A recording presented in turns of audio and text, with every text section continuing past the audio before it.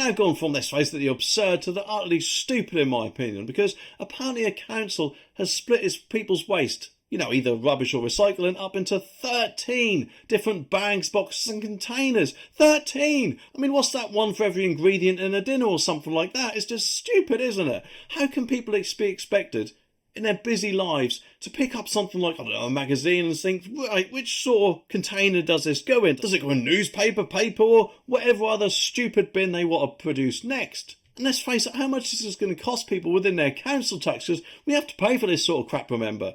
I mean, now that of course some idiot has thought of this and been paid a lot for it as well. And that council is apparently Bristol. But it's not the whole of Bristol. It's apparently, strangely, by people living in one street.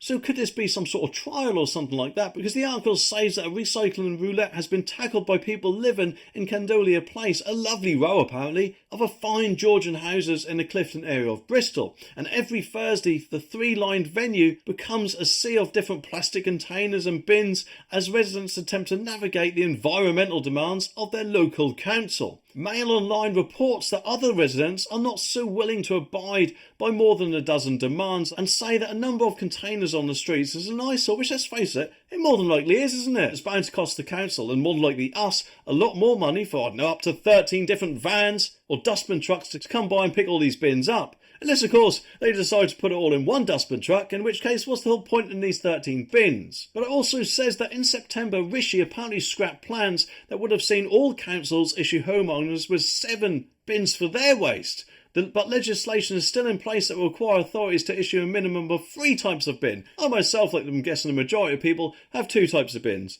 The green one is for recycling and the grey one is for rubbish. What is so wrong with that?